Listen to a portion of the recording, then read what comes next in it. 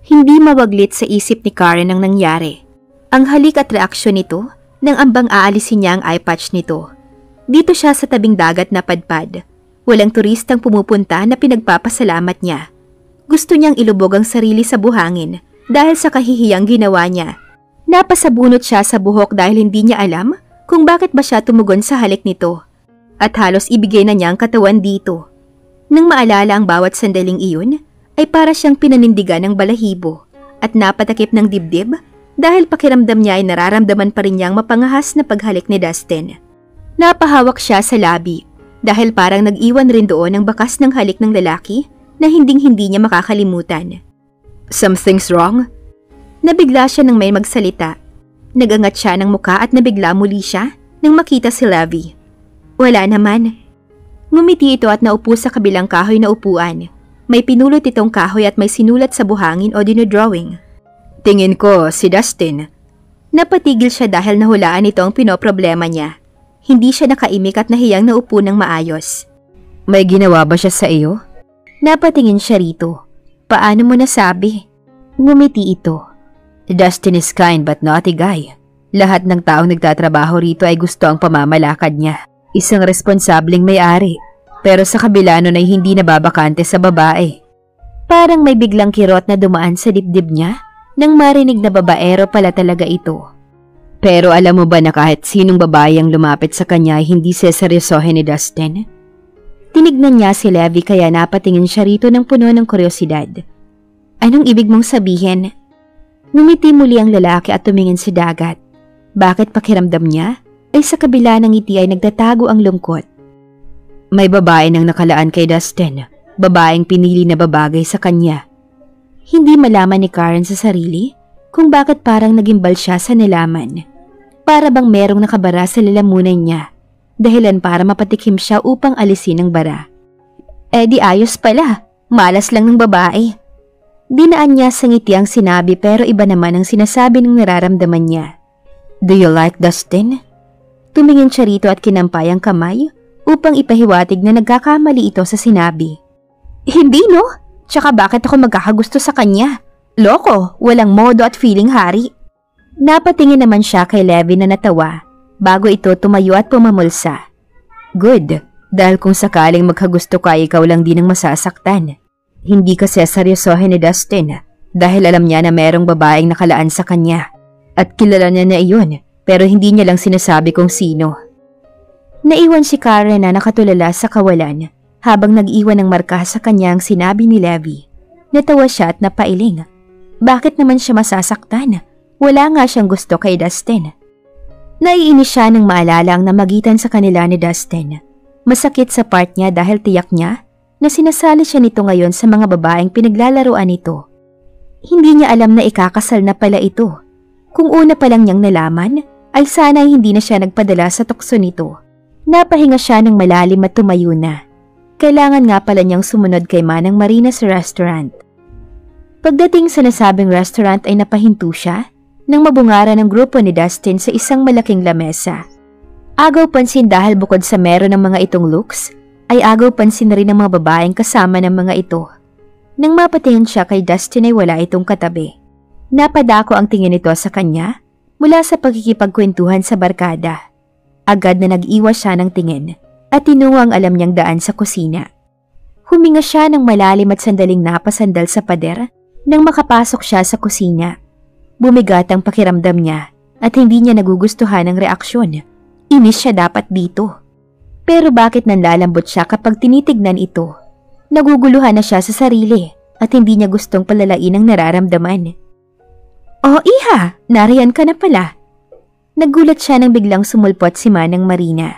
Maging ito ay nagulat sa reaksyon niya. "Ginulat niyo naman ako, Manang Marina." Napailing ito. "Nakatulala ka riyan, kaya hindi mo namalayan ang paglapit ko. Ano bang iniisip mo at tila may mabigat kang dinadala?" "Wala ho, iniisip ko lamang po ang pamilya ko." Totoo naman na iniisip niya rin ang pamilya niya.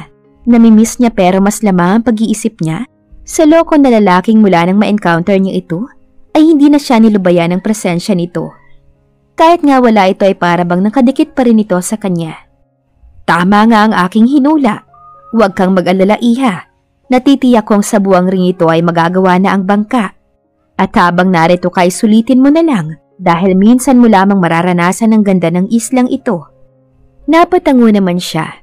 Hindi nga umabot sa kanyang kaalaman na meron palang islang nakatago ang ganda. Mas maganda pa sa mga napupuntahan nila ng pamilya. Iha, tutalay narito ka na. Maaari mo ba akong tulungan? Ihatid mo tong mga pagkain kila Sir Dustin. Natitiyak kong naiinip na sila. Ho? Nagulat ang matanda sa reaksyon niya kaya ngumiti siya. Ang ibig kong sabihin ay, bakit hindi po sa mga waitress? Ayaw niyang lumapit pa ngayon kila Dustin. Pakiramdam niya ay maiilang na siya. Busy ang lahat at tumutulong lamang ako kapag sila Sir Dustin ang pagsisilbihan. Ngunit ngayon ay masama ang aking pakiramdam. Bigla naman siyang nag-alala sa matanda at hinawakan ito. Ganun ho ba? Sige ho, ako na ho maghahatid at maupo na lang po muna kayo riyan. Pagkatapos ko pong may hatid ang pagkain sa kanila ay sasamahan ko po kayong umuwi para magpahinga.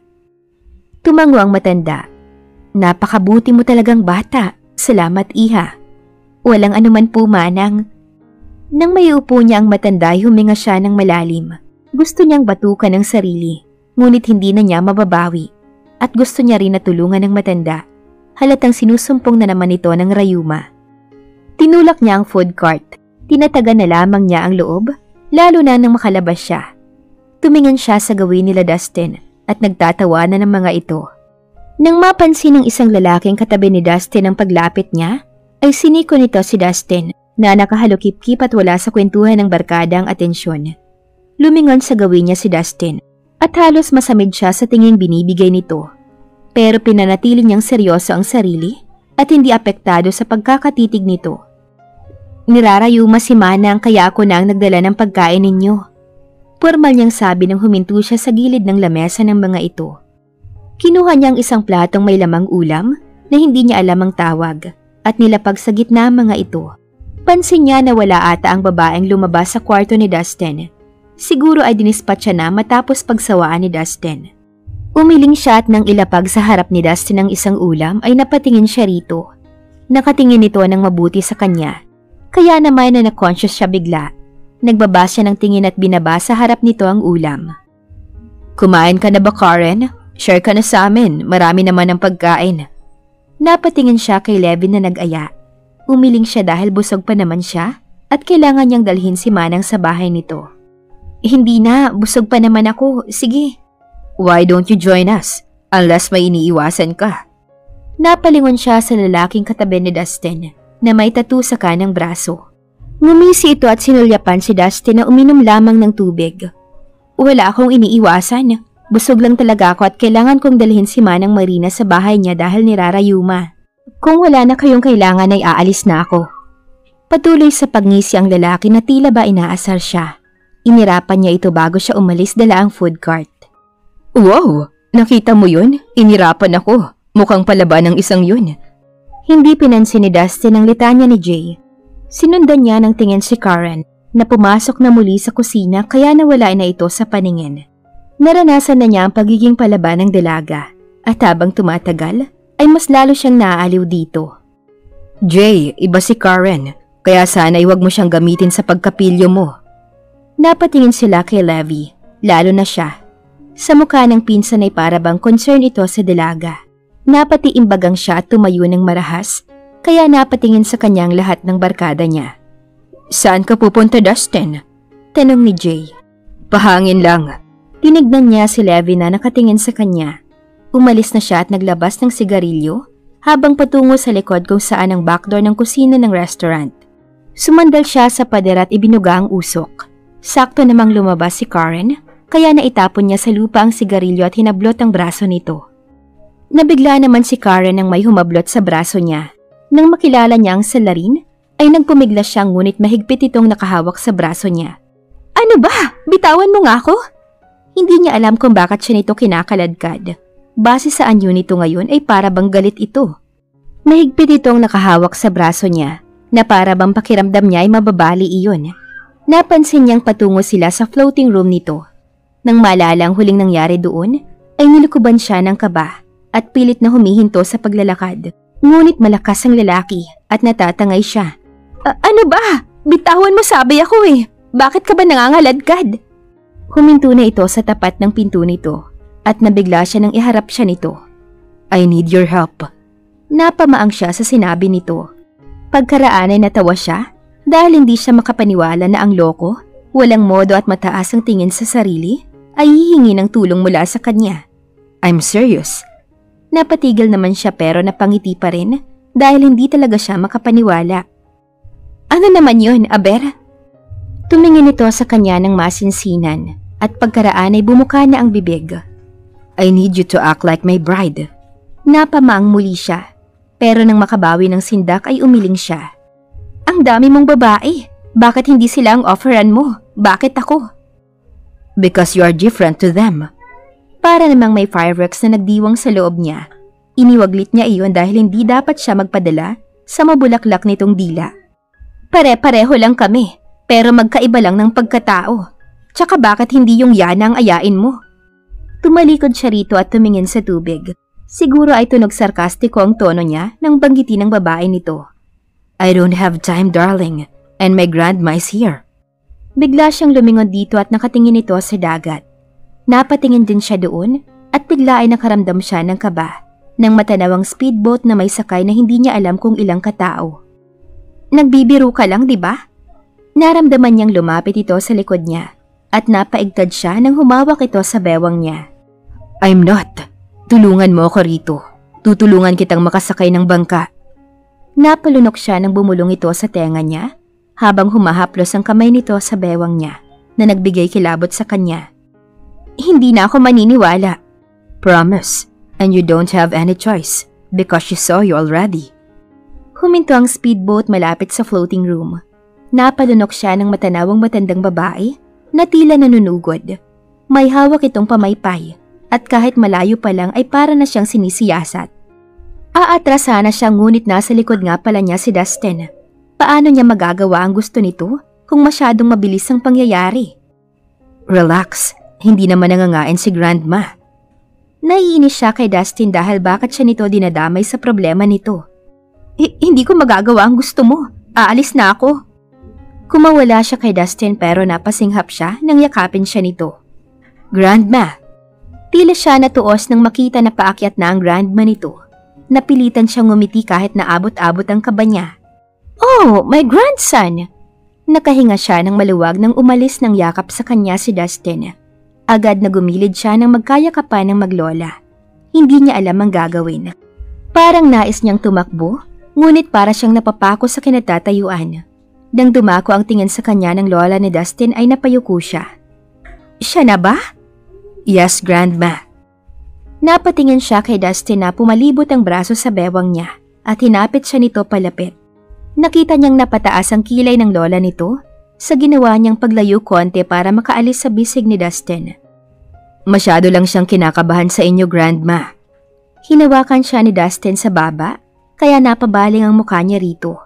Pero ang kinagulat niya ay ang sakupin nito ang labi niya sa harap ng lola nito. Aatras sana siya nang bumitaw rin kaagad si Dustin. Feel better, darling? Pinaglakihan niya ito ng mata dahil masyado itong nagtitake advantage. Ngunit ngumiti lang ito at muling hinalikan ang labi niya na kinaungol niya sa protesta. Alright, naniniwala na ako, apo. Agad na bumitaw siya sa labi ni Dustin at napayuko. Gusto niyang pagsasampalin ito dahil sa pananamantala nito. Oo nga pala, Grandma, she's Karen. And darling, she's my Grandma Lupe. Nahihiyang bahagyang niyuko niya ang ulo. Nice meeting you po. Kung pagbabasehan ang looks nito, ay mukha itong nasa late 70s na. Pero mukha pang malakas dahil banat na banat ang balat at buto at nakakatayo pa ito ng tuwid. Sa wakas ay nakilala ko rin ang napupusuan ng aking apo. Akala ko ba'y sabi ni Diana ay iba't iba raw ang babae mo? Gusto niyang masamid sa sinabi nito. Tumingin naman siya kay Dustin na natawa. Grandma, alam niyo naman si Mama may pagka-exage. At bakit ako mambababae kung mahal na mahal ko tong darling ko? Para siyang kinikilabutan sa mga pinagsasabi ni Dustin.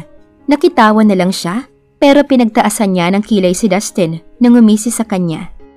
Kung gano'n naman palay, bakit pinapatagal pa? Matanda na ako at gusto ko nang makita ang apo ko sa'yo. Napahawak siya sa kamay ni Dustin nang bumaba ang kamay nito sa tiyan niya. Actually, Grandma, buntis na ang darling ko. Nashock siya tinignan nito na may pagtatanong sa mga pinagsasabi nito. Ano? Talaga apo? Kung gano'n ay bakit hindi niyo man lang sinabi kaagad? Mahabaging bathala. Salamat at pinagkaloob ninyo sa akin ang matagal ko ng hiling. Ano bang pinagsasabi mo? Bulong niya kay Dustin na may buong diin. Bumaba ang bibig nito sa tenga niya. May sakit si Grandma at may taning na ang buhay. Gusto niyang magkaapo bago matapos ang buhay niya.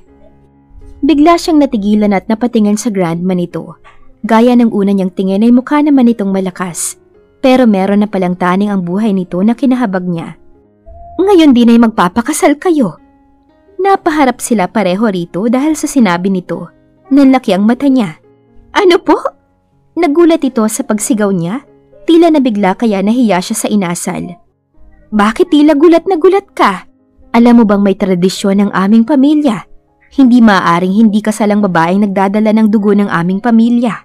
Kaya sa araw na ito ay ikakasal kayo, ayon sa aming tradisyon. Gulat na gulat siya at walang masabi. Para siyang biglang napasubo at nalagay sa alanganin. Kasalanan itong lahat ni Dustin. Tinignan niya ang lalaki pero imbes na magreklamo sa nais ng grandma nito, ay nagulat siya sa sinagot nito. Kung yan ang nais niyo, Grandma, magpapakasal kami ng darling ko. Di ba, darling? Kung nakamamatay lang ang tingin niya, ay patay na siguro itong Dustin na ito. Pero ang walang hiyang lalaki ay nginitian lamang siya.